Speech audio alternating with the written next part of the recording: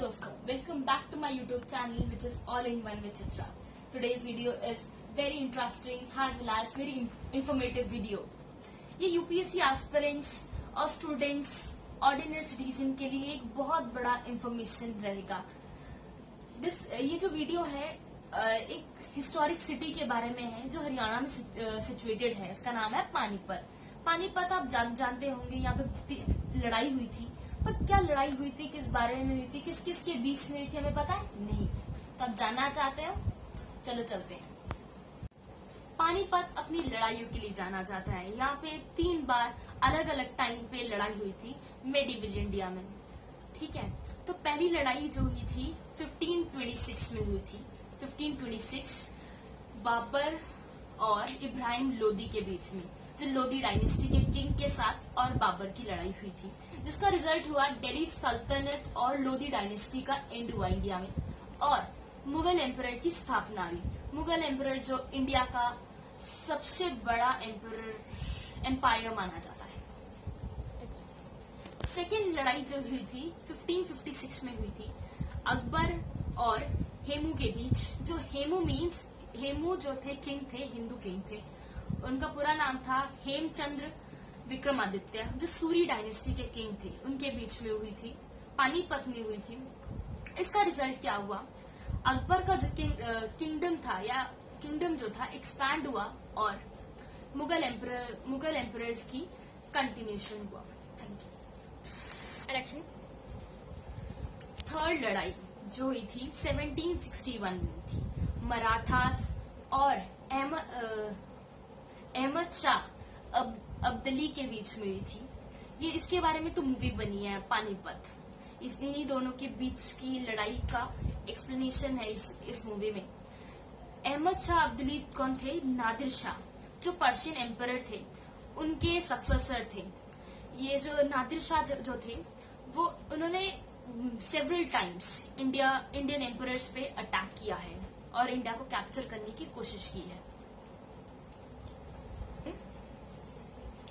क्यों पानीपत? 3 बार लड़ाई हुई अलग अलग टाइम पे, पर पानीपत में क्यों हुई ये किसी को पता नहीं. तो ये यूपीएससी में बहुत बड़ा क्वेश्चन, यूपीएससी इसी के बारे में पूछता है कि 3 बार लड़ाई हुई, तीनों टाइम एक पानीपत में क्यों हुई. तो जानते हैं क्यों. पानीपत जो है एक स्ट्रैटेजिक लोकेशन में है. एक तो दिल्ली के पास है और वेस्टर्न इंडिया का जो बाउंड्री होता है वेस्टर्न इंडिया के भी पास है, वेस्टर्न इंडिया में भी पड़ता है. तो इसके कारण जो वेस्ट एशिया से लोग आते थे दिल्ली को कैप्चर करने के लिए, तो उनको एक स्ट्रैटेजिक लोकेशन मिलता था पानीपत. अगर वो राजस्थान की तरफ से आते तो उनको रफ रेंज पे आना पड़ता, तो जो बहुत ज्यादा सोल्जर्स को बहुत मुश्किलें देखनी पड़ती. अगर वो नॉर्थ से आते तो उनको डेंस फॉरेस्ट को क्रॉस करके आना पड़ता. पानीपत एक ऐसा प्लेन एरिया था, ग्राउंड था, पूरा खाली ग्राउंड था, तो उसमें फाइट करके उनको दिल्ली को जीतने में आसान होता था. अब आता है सेकेंड पॉइंट. ये जो पानीपत था जो दिल्ली से बहुत क्लोज था, तो उसके कारण मिलिट्री वेपन्स और जो अपने फूड को सप्लाई करने में वॉर के टाइम जब फाइट्स होते थे किंग और किंग के बीच, दिल्ली की किंग्स अपने मिलिट्री वेपन्स और फूड्स को पानीपत इजीली ट्रांसफर करवा सकते थे.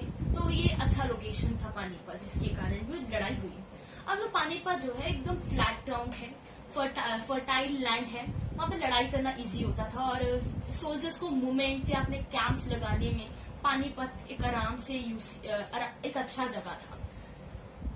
ग्रैंड ट्रंक रोड जो शेरशाह सूरी ने बनवाया था 1540 से 45 के बीच में, तो ये भी एक पानीपत को क्रॉस करके लाहौर टू दिल्ली था, पर पानीपत को क्रॉस करके ये रोड आता था. तो जो एम्परर्स के लिए इस रोड को, इस एरिया को मॉडिफाई करने में, ढूंढने में इजी पड़ता था.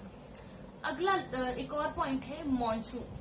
इधर का जो रेनफॉल है बहुत कम होता है. पानीपत में रेनफॉल जो होता है बहुत कम होता है, तो जिसके कारण फाइट्स के बीच में कभी रुकावट नहीं आती थी. तो आराम से फाइट पूरे साल भी चल सकती थी आराम से. तो इसके कारण एम्पायर्स इस जगह को चुनते थे.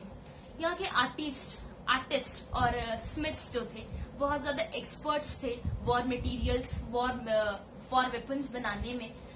तो इस सिटीज को हम वीवर सिटीज भी माना जाता है। यहाँ पे आर्टिशंस भी बहुत ज्यादा कमाल की हैं, तो जिसके कारण किंग्स को ये जगह बहुत ज्यादा पसंद आती थी फाइट करने में, वॉर करने में। तो